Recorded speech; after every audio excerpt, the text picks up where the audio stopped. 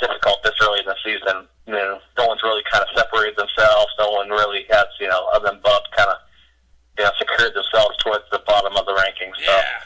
So it could go either way still at this point. Yeah, and a little tip of the hat, speaking of that, to Coach Whiffen and Coach Johnny C. I thought they did a really good job in, really explaining that to our listeners. Bub?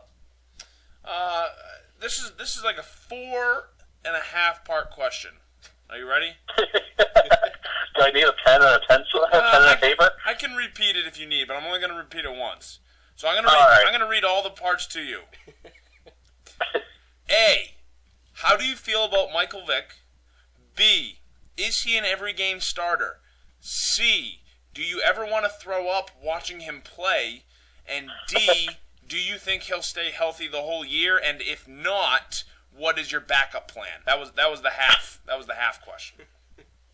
Oh, that's a good question, because I'm still quite unsure about Michael Vick, to be honest with you. I hate him as a person, like 100% loathe the man. But like I said, the draft kind of unveiled itself the way it's going to be. And you know me, Bob, I'm a college guy, so seeing Chip Kelly's offense all those years at Oregon, that kind of, made me think about Vic as a potential big point scorer. So he's been taking a beating too. He'll show signs of brilliance. There was a 50-plus yard run last week, but then again, there's other plays where you just shake your head.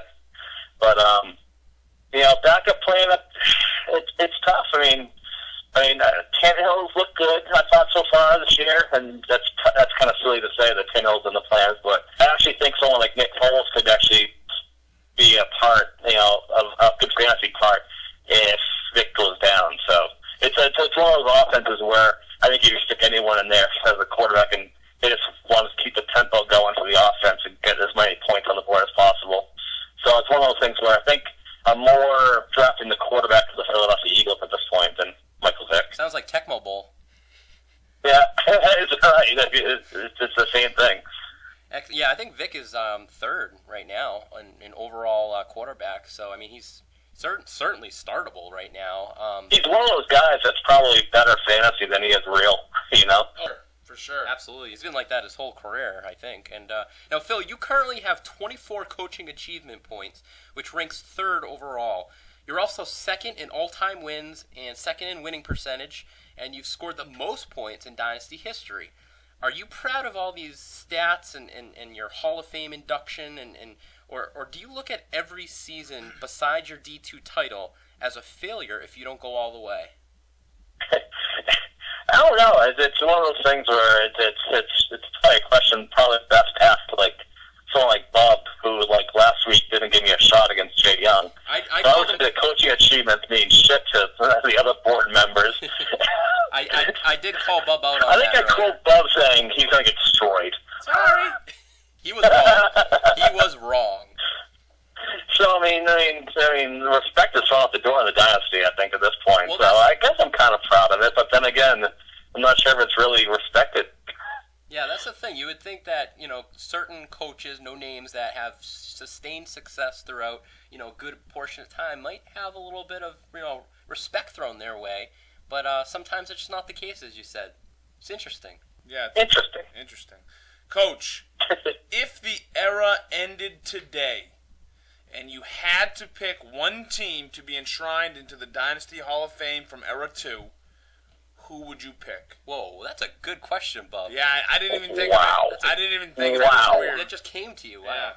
It's a great question. That would have been a great question on the Dynasty Podcast segment. Yes. It still could be. Someone else could ask us our We asked Coach Phil. Yeah, let's ask Coach Phil. Phil, go ahead. Your answer. Kind of curious to see what Tom Hanks has to say about this, too. We can ask him that. We'll ask him that. I'm fairly certain he probably wouldn't say the term rapist, so that'd be thrown out the door. It's one of those things if Team Scoopers wins a championship this year, that's definitely my pick. But it's one of those things where he's probably been the best overall team over the past era, but he still needs that trophy, it seems. But I would say Scoopers at this point, just because of you know we're going to get every year. He's going to bring a good team, so. Well, thank you, Phil. And speaking of respect, I think you kind of showed that to me, so I appreciate it. See that, Bobby? You're taking notes about respect. Sorry, say that again, Phil. You were breaking out there. Oh, I'm not moving at all, anyway. I'm telling Bob he should be taking notes on this about respect, about other coaches. I love you. All right, so I won't get into the reasons why I agree with you. We'll get into that at a future point in time. But every week I go ahead and post on Twitter who the coach is going to be on the show. And yet again, we heard from Coach Johnny C. So, Johnny C., thank you very much for your continued participation in this. And I want to call out the rest of the coaches. I know you're all listening. Listen, participate a little bit here. Let's just not make this a Johnny C. segment. So, Johnny C. wanted to ask you, Phil, word association, pop quiz. Former Dynasty coach Jeff Gard, go. Oh, wow. Oh, boy. Rapid fire, I got to come up with an answer question with one word, huh? Boy. Oh. So many paths you could go. He just makes me so mad. Angry. Oh, boy. The whole Guard family. I can try to lump Jerry in there as well, but just guilty by association. I'm trying to find the words, but they're just not coming out. I think the noises you're making is perfect.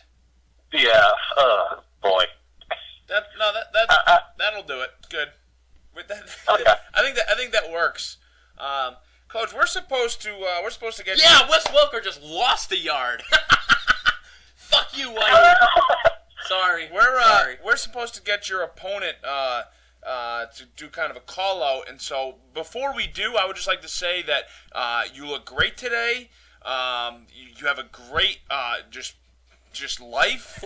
Your team is awesome, and I think you're really cool. So let's go ahead and get your opponent, Bob Palucha. Oh. Phil, you're a fucking idiot. I fucking hate your guts, and I hope you fucking die. Your team fucking blows, and I'm going to say this. I will say this, Coach. After you beat me in Week 4, because we all know you're going to, you will lose the next 5 games. Wowzers. Phil, care to respond to the opponent that you were playing here in Week 4, Coach Bob Palucha? Wow, that's quite a call out right there. What do I have to drink a 5-hour energy if I do this? If I lose 5 in a row?